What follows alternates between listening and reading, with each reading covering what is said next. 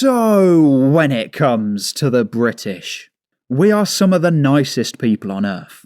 I know I might be a little bit biased, but honestly, this country and its people, they really are incredible. Because today I want to show you a video which absolutely shocked me. Like, I really didn't expect people to be this kind. So what we got here, right, is a guy called GeoWizard. He's quite a big YouTuber, and I've said no word of a lie. I've seen every single video this guy's made since pretty much the start of the first lockdown. But this video here that he's just released, it's called I Stuffed a Tenner in My Pocket and I Walked Along the Coast of Cornwall.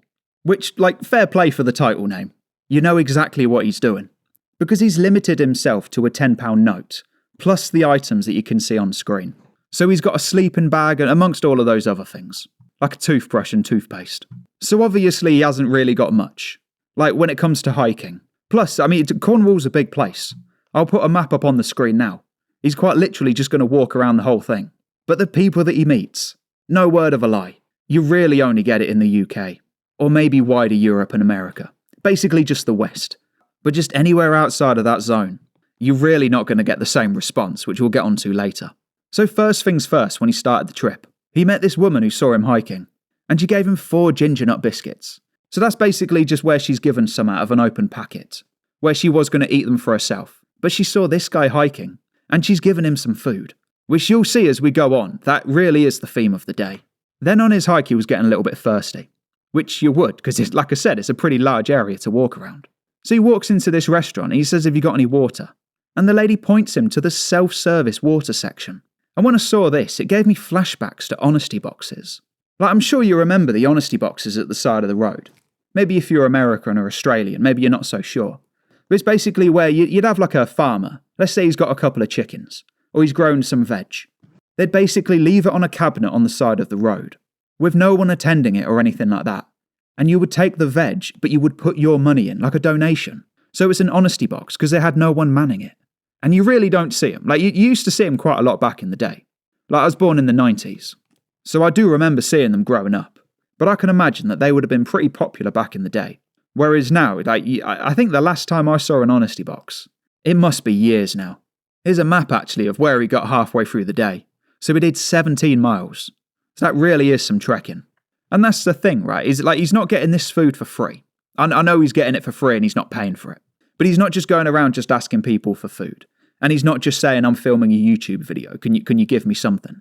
He's burning that many calories. So, like, these walkers and these hikers, they appreciate the fact that he's going to need a lot of calories. And like I said, you're not going to get this level of generosity. You're really not going to get it anywhere else. So then he comes across this here. Again, it's basically an honesty box, where these people just offer food to walkers and hikers. So he's able to get a chocolate bar and a packet of crisps. Again, unrivaled generosity. Like, I was going to say this at the end, right? But can you imagine doing this in Colombia? Or Somalia? Uzbekistan? You leave the house with nothing but a tenner. In Uzbekistan. It's not going to go well, is it? Like, just think about it. Anything could happen. People are lucky to make it out alive. Whereas this guy's just strolling along on the path, with nothing but a tenner. Where he's meeting people who are giving him food and helping him out. Then get this right. When it came to night time, because obviously it's a long journey, so it's a multi-day trip, he falls asleep on this bench. And he wakes up and this guy's giving him a curry. In this day and age, giving someone a curry, that is a large gesture. Like, you can see it in this bag here. He said it was some sort of chicken dish and some rice, as well as a naan bread as well. But he thought he was a homeless person, so we just came over and just gave him food. Once again, unrivaled generosity. Like, the British people really are incredible. But these aren't the only people that he's going to meet today. Because he meets this one woman who gives him a granola bar. He said it was a Kind bar, which that's the brand it is. But they're basically just like raisin protein granola bars. I know that's like 3 separate things. But it is that sort of bar. They've basically just like put them together. But he meets a hiker. Like I said, who just gives it to him. But get this right. He sees this guy. And in all fairness, he does actually give this one a brief outline of what's happening. Like, he says he's only got a tenner in his pocket. And he says that it's a challenge. So this guy that he meets along the way, he gives him a tenner. And I'll get onto, like, I'm keeping tally. I'll get onto the list at the end. But I tell you no lie. This man has gone out with a tenner in his pocket. And he's in profit. Like I said with Somalia. You're not going to make a profit. It's just as simple as that. Then he sees this other guy who goes inside his house. And he fills up his bottle of water for him. Honest, like I said, unrivaled generosity. Like, you imagine trying to do this in Pakistan, or pretty much any of the other stands. It's like I said, it is absolutely not going to go well. Then he sees this other woman on day 2. Obviously, he's had the sleep, so this is day 2 right now. And she gives him a granola bar. Like, again, I can't stress to you enough. I don't know any other place on earth where they would do this. Like, you might go on hikes in your personal time, and you might be thinking to yourself that you don't get granola bars just thrown at you as you're walking. And it's not like that. Like, you know, when you walk towards people and you sort of lock eyes and you sort of nod your head.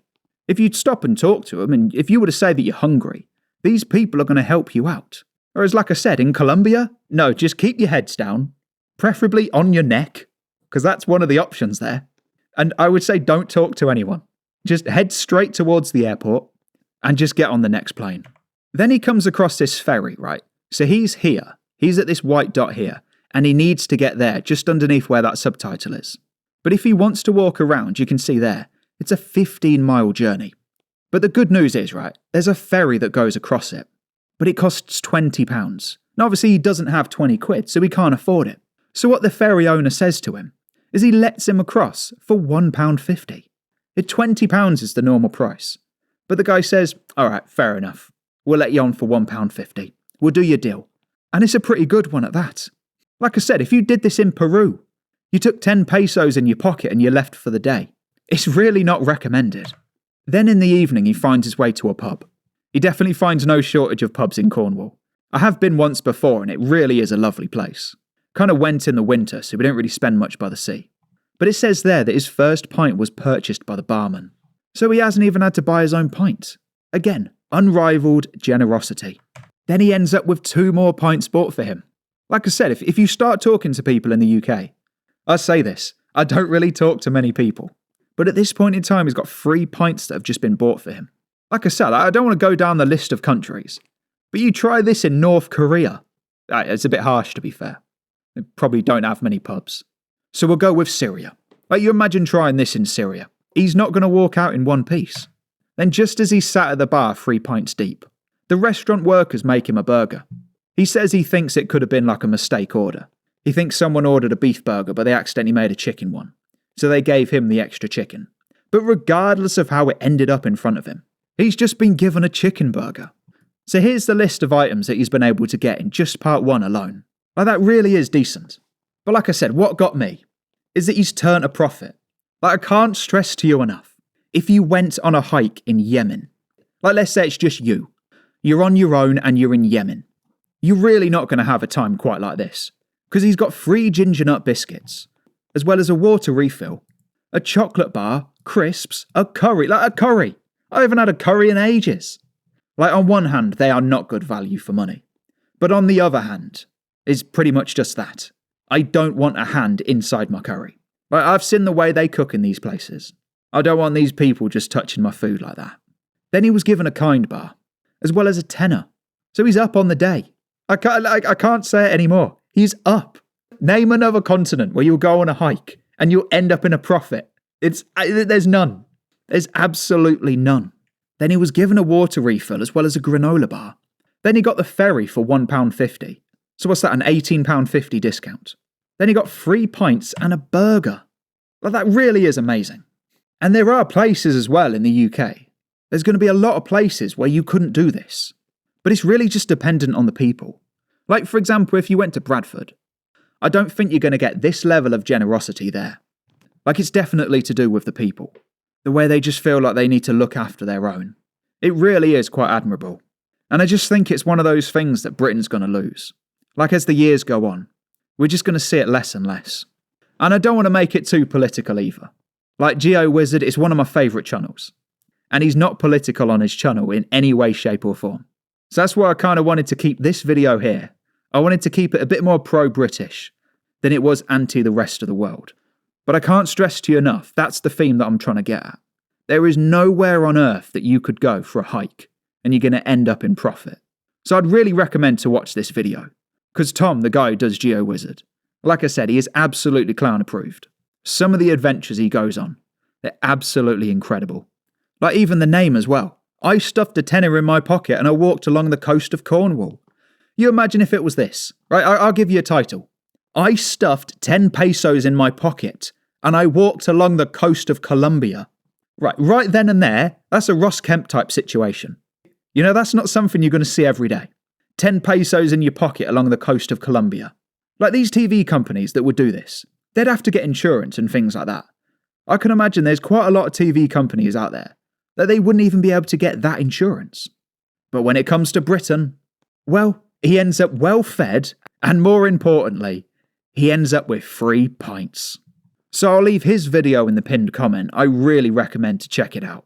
And as always, thank you for becoming one of the 53,674 subscribers. This country has gone crazy.